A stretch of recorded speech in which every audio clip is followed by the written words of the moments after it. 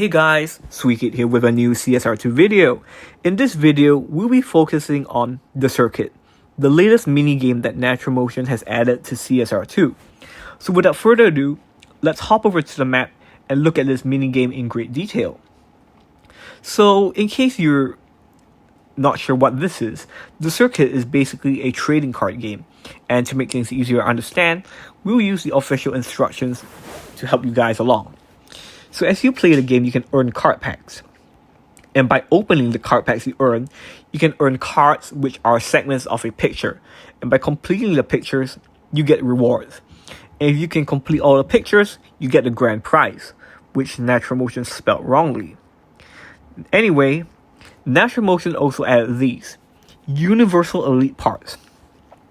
I will be upfront when I say I don't know how these work, because if you do anything with elite tuners like increasing your car's level, you know that as you upgrade the levels, the token costs will also increase. So I'm unsure how these work, but I'm sure as time goes by, we'll figure it out together. But for now, we'll leave these one side and focus on the circuit. When you open a card pack, you can get a card of a certain rarity. The most common one will be with 1 orange diamond up to 5 orange diamonds. And from there, 1 rainbow diamond up to 5 rainbow diamonds. So if you open a card pack and you get a duplicate card, you will get a shard, or a number of shards basically, which you can use to open more card packs. But that's only if you get a duplicate. Moving on, there are different card packs that you can open. You can either participate in events to earn them, wait out a certain amount of time in the store, or buy them with real money. And this segues us to the store. As you can see, you can open the green one, which awards 2 cards every 12 hours. The blue one awards 3 cards and can be opened every 24 hours. The red one 4 cards and can be opened every 48 hours.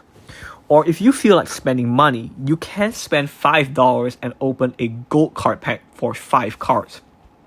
Or if you don't want to spend the money, it will cost you 4,000 shards. But what I would recommend you to save up for is the one with the rainbow, because the pictures with the rainbow cards are going to be the one with the better rewards. So as a result, I'd rather you save up for the one with a better reward. And while it might be costly, I'm sure it's more rewarding in the long run, because you're better off with one that guarantees a rainbow card versus one that just guarantees one that's worth 2 orange diamonds. So anyway, you might be wondering right now, besides waiting it out and spending real money, how can I earn these card packs? And to answer that, we have to go back to the map. For example, in Apex Arrows, you can earn card packs at races 16, 19, 25, 46, 49, 55, 58, and 59. If you're like me and you don't have the dollar stradale, it could be a hurdle, because if you have the Geneta Acula and the dollar stradale, you could be able to get a lot of card packs right now.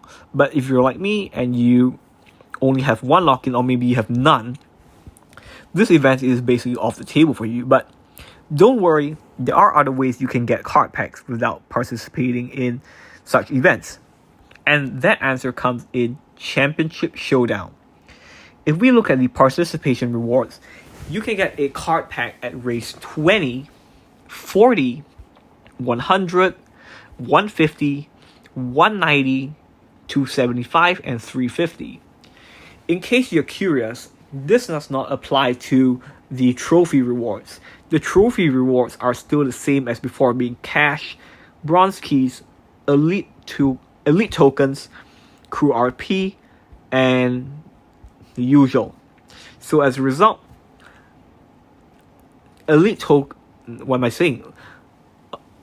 card packs are only awarded in the participation reward, not the trophy counts. And for the curious, the same thing applies to Elite Showdown, being that you have to do the participation rewards to get card packs, and they don't apply to the trophy counts. And also, If you're like me and you completed, for example, race 20 and 40, Natural Motion had the brilliant idea of not making this retroactive, meaning that if you cross the thresholds of races 20 and 40 and so on to get the card packs before the circuit came out, you will not get those card packs, which is a bit disappointing.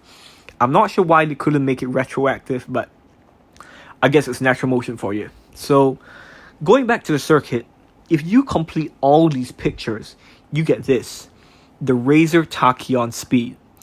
Just like Devel, McMurtry, Lancia, this is one of those brands with just Purple Star cards, so it could be difficult to upgrade, and we also don't know how it fares in live racing because it's so new. Nevertheless, I'm sure we'll find out if this is a good car or not as time goes by. For now, we can focus on each individual picture and the rewards tied to it, and I'll go through each photo, picture, whatever, and give you my take on the rewards and if they're worth it or not.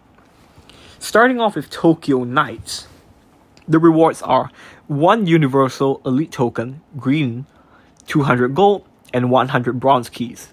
For this, I will leave Universal Elite tokens out of it because I don't know how they work. If we focus on the gold and the bronze keys, the bronze key count is basically worthless. 100 bronze keys is only good enough to open 1 bronze crate, which you shouldn't be doing anyway. But I would say 200 gold is okay, I guess. You can buy 10 tanks of gas. So if you're a swapper, it might be worth it for you. So moving on. In Mount Fuji Run, the rewards are 200 gold, 100 silver keys, and 100,000 cash. When it comes to rewards, I will say, again, 10 tanks of gas for 200 gold, pretty good. 100 silver keys only allows you to open 2 silver crates, so that's a bit limiting. And 100k cash is especially disappointing because if you upgrade a tier 5 car, you will understand that 100k just isn't much money. If you're going to give money, I would say at least give $1 million. That's at least the baseline, I would say. But then again, it's Natural Motion, so hey, whatever. Moving on to Kyoto Traditions, again, 200k cash for doing something like completing this whole set is very disappointing. But 200 silver keys is pretty okay, I would say. You can open 4 silver crates with that. And again, 100 bronze keys. I don't know why they're constantly giving 100 bronze keys. They should at least give 1,000 if you're going to go through all this effort. Moving on to Osaka Energy, 200 bronze keys, very disappointing. 300k cash, goes by really quickly if you upgrade a tier 5 car. But 200 gold, I would say, again, it's okay if you're a swapper or you just live race a lot. You can buy 10 tanks of gas with that. Moving on to Hokkaido Drift, you get 1 green Universal Elite token, 400k cash, which again goes by very quickly, and 200 bronze keys. So this might be one of the worst rewards so far. Moving on to Shinkansen Speed, 300 bronze keys, which isn't any better than 200.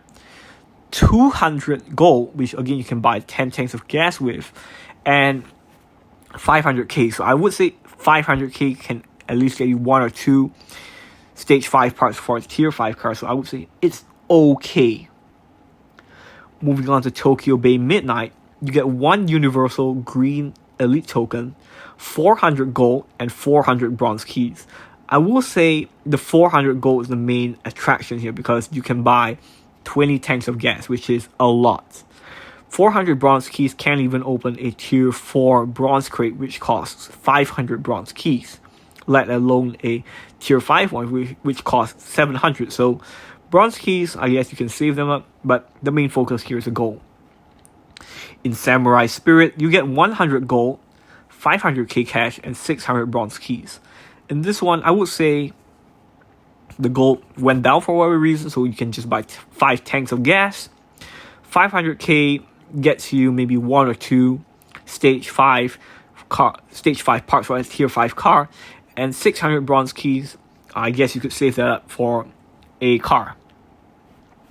Moving on to Akihabara Neon, which note that they don't even know how to spell Akihabara. You get 1 million cash, 500 gold, and 700 silver keys. I would say this is the first set with decent rewards. 1 million cash can basically get you a few, if not most, of the tier 5, stage 5 parts for a tier 5 car. 500 gold gets you 25 tanks of gas, which is a lot. And 700 silver keys is basically almost enough to open silver crates until loyalty for 1 season, being 14 silver crates, which is pretty good. So there's a first set, I would say, of decent rewards. In Suzuka Showdown, you get 3 something. I don't know what those are. The currency seems a bit glitched. But you get guaranteed 2 million cash, which is a lot, and 5 gold keys. So I guess you could save that up because one gold crate costs 10 gold keys to open. But for what that 3 is, it could be universal elite tokens. I'm not sure because the picture is glitched right now, so I won't comment on that. In Osaka Midnight, you get 2.5 million cash, 500 gold, and 4 something. Again, the 4 is glitched, so it could be 4 elite universal elite tokens, but I'm not sure. But you can get 500 gold, which is enough for 20 tanks of gas. 25 tanks of gas and 2.5 million, which can basically upgrade a tier 5 car. It's quite a distance.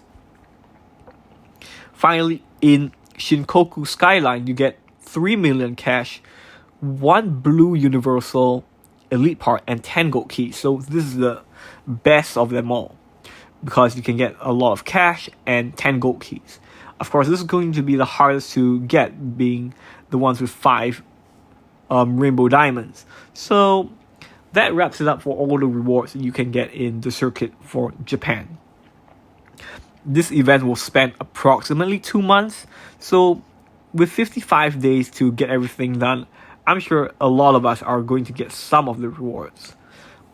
With that wraps up my initial video on the circuit. If this video has been helpful, do consider leaving a like or a comment, because these things really help me out. And do consider subscribing to my channel, because roughly 80 to 90% of you guys watching my videos aren't actually subscribed. And I would greatly appreciate if you did so, because you're helping my channel grow and fare against YouTube's algorithm. With that said, thank you so much for watching. Take very good care of yourselves, and I will see you in my next video.